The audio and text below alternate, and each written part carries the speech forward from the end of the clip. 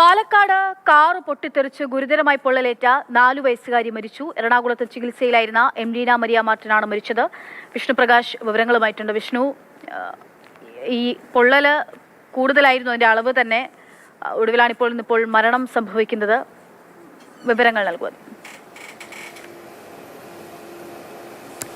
അക്ഷയ, ഗുരുതരമായി പൊള്ളലേറ്റിരുന്നു എംലീനയ്ക്കും അതുപോലെ തന്നെ സഹോദരിക്കും. ഇവർ 4 പേരാണ് എറണാകുളത്തെ സ്വകാര്യ ആശുപത്രിയിൽ ചികിത്സയ്ക്ക് എത്തിച്ചത്. ഇതിൽ എൽസ്യ, ഇവരുടെ അമ്മയായ എൽസ്യ, അതുപോലെ തന്നെ എംലീന, ആൽഫ്രഡ് എന്നിവരെ ഇന്നലെ രാത്രിയോടെയും ഇന്ന് പുലർച്ചെ മൂത്ത മകളായിട്ടുള്ള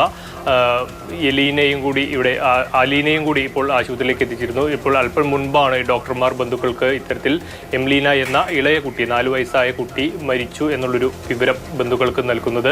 65% മുകളിൽ ഈ കുട്ടിക്ക് പൊള്ളലേറ്റിരുന്നു. എന്നാലും ഇന്നലെ കൊണ്ടുവരുമ്പോൾ സംസാരിക്കുകയും ജ്യൂസ് വേണമെന്ന് അടക്കമുള്ള കാര്യങ്ങൾ സംസാരിക്കുന്ന നിലയിലായിരുന്നു ഈ കുട്ടി ഉണ്ടായിരുന്നത്. പക്ഷേ നമുക്കറിയാം, പൊള്ളലായിരുന്നു. 65%-ലധികം പൊള്ളൽ പറ്റിയിരുന്നപ്പോൾ ആന്തരികമായി ഉള്ളിലോട്ടെല്ലാം ഈ തരത്തിൽ വലിയ രീതിയിലുള്ള പൊള്ളൽ ഉണ്ടായിട്ടുണ്ടാവും. അപ്പോൾ അതെല്ലാമാണ് ഇപ്പോൾ മരണത്തിലോട്ട് നയിച്ചത്. ഏതായാലും അല്പസമയം മുമ്പാണ് ഡോക്ടർമാർ ഇവർക്കൊരു നിർദ്ദേശം നൽകിയത്. ഈ ഒരു കുട്ടിയുടെ മരിച്ച വിവരത്തെ സംബന്ധിച്ചൊരു വിവരം നൽകിയത് അല്പം മുമ്പാണ്. 4 വയസ്സുകാരിയായിരുന്നു. ഇന്നലെ വൈകിട്ടോടെയാണ് ഈ കാർ പൊട്ടിത്തെറിക്കുന്ന ഒരു സംഭവം ഉണ്ടായത്. ഇവർ അമ്മയും മക്കളും എല്ലാം പുറത്തു പോകാൻ തയ്യാറെടുക്കുന്നതിൽ വണ്ടി സ്റ്റാർട്ട് ചെയ്യുന്നതിനിടയിൽ തീ പിടിക്കുകയായിരുന്നു. തുടർന്ന് ഗുരുതരമായി പൊള്ളലേറ്റ എല്ലാവരെയും പാലക്കാടുള്ള ആശുപത്രിയിൽ എത്തിച്ചു. അവിടെ നിന്നാണ് വിദഗ്ധ ചികിത്സയ്ക്കായി എറണാകുളത്തുള്ള ആശുപത്രിയിലേക്ക് മാറ്റിയത്. ചികിത്സയിൽ ഇരിക്കുകയായിരുന്നു. ഇന്ന് രാവിലെയും ഡോക്ടർമാരോട് പ്ലാസ്റ്റിക് സർജൻ അടക്കമുള്ള ഡോക്ടർമാർ വന്ന് ഇവരെ പരിശോധിച്ച് വരികയായിരുന്നു. പക്ഷേ 50%-നും മുകളിൽ പൊള്ളലേറ്റതിനാൽ തന്നെ തീവ്രമായിട്ടുള്ള ഒരു പരിചരണവും മറ്റും വേണ്ടിവന്നു. ആ ചികിത്സയ്ക്കിടയിലാണ് ഇപ്പോൾ ഇളയ കുട്ടിയായിട്ടുള്ള 4 വയസ്സുകാരി എംലീന മരിയ മാർട്ടിന്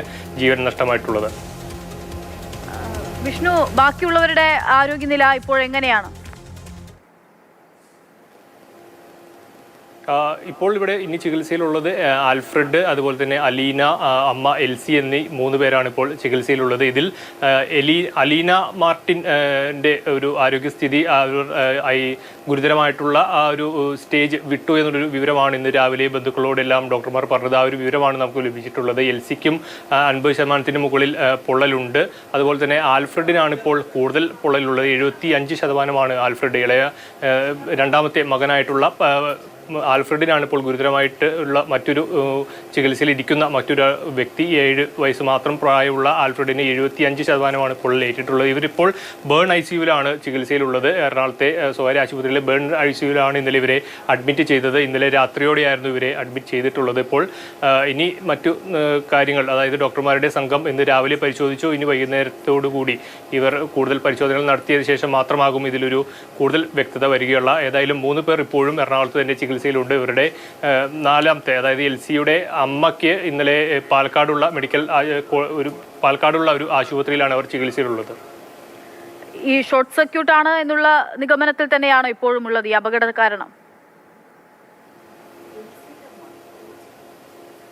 പാലക്കാട് ഇന്നിപ്പോൾ അതിൻ്റെ പരിശോധനകളും മറ്റും നടന്നിരുന്നു. അതിൽ നിന്ന് പ്രാഥമികമായി ലഭിക്കുന്നത് ഷോർട്ട് സർക്യൂട്ട് ആകാൻ കാരണമെന്നാണ്. ആദ്യഘട്ടത്തിലെല്ലാം ഇത്തരത്തിൽ വാഹനം CNG ആയിരുന്നു, ഗ്യാസ് ഉണ്ടായിരുന്നു എന്നുള്ള തരത്തിലെല്ലാം വിവരങ്ങൾ പുറത്തു വന്നിരുന്നു. പക്ഷേ വിദഗ്ധമായിട്ടുള്ള പരിശോധനയിൽ ഇത് പെട്രോൾ ഉപയോഗിച്ച് ഓടുന്ന വാഹനമാണ് എന്നുള്ളൊരു വിവരമാണ് ലഭിക്കുന്നത്. പ്രാഥമികമായി അപ്പോൾ വിദഗ്ധമായിട്ടുള്ള പരിശോധനകൾ നടത്തേണ്ടിയിരിക്കുന്നു. അതിൽ MVD അടക്കമുള്ള ഉദ്യോഗസ്ഥരെല്ലാം സ്ഥലത്തെത്തി ഇത് എന്താണ് ഇതിനുള്ള കാരണം എന്നുള്ളതിൽ പരിശോധന നടക്കേണ്ടിയിരിക്കുന്നത്. പാലക്കാടുള്ള അവിടെ ഇന്നിപ്പോൾ അവർ എത്തി പരിശോധന നടത്തിയെന്നാണ് മനസ്സിലാക്കുന്നത്. ഏതായാലും അതിലൊരു പൂർണ്ണമായിട്ടുള്ളൊരു നിഗമനത്തിലോട്ട് എത്തേണ്ടതുണ്ട്. പ്രാഥമികമായി ഇപ്പോൾ വിലയിരുത്തപ്പെടുന്നത് ഷോർട്ട് സർക്യൂട്ട് ആകാം. വണ്ടി സ്റ്റാർട്ട് ചെയ്ത് ഉടനെ തന്നെ പൊട്ടിത്തെറിക്കുകയായിരുന്നു എന്നാണ് പറയുന്നത്. ഇപ്പോൾ ബന്ധുക്കളുടെ എല്ലാം പ്രതികരണം കേൾക്കുമ്പോൾ നമുക്കറിയാം, കുട്ടികൾ പറഞ്ഞു ഇത്തരത്തിൽ പെട്രോളിൻ്റെ ഒരു മണം വരുന്നു എന്നുള്ള കാര്യം കുട്ടികൾ പറഞ്ഞതായിട്ടുള്ള മൊഴികളെല്ലാം അവിടെ അടുത്തുള്ള ആളുകളൊക്കെ പറയുന്നുണ്ട്. അപ്പോൾ അത് കുഴപ്പമില്ല എന്ന് പറയുന്നു. തൊട്ടു പിന്നാലെ തന്നെ വലിയ രീതിയിൽ പൊട്ടിത്തെറിക്കുകയായിരുന്നു. ആ കാറിൻ്റെ ദൃശ്യങ്ങളെല്ലാം കണ്ടാൽ നമുക്കതിൽ ഒന്നും കാണാനില്ല. അതായത് കാറിൻ്റെ നിറം പോലും കാണാത്ത വിധം അതിൻ്റെ സീറ്റും സ്റ്റിയറിംഗിൻ്റെ കവറും എല്ലാം കത്തി നാമാവശേഷമായിട്ടുണ്ട്. അപ്പോൾ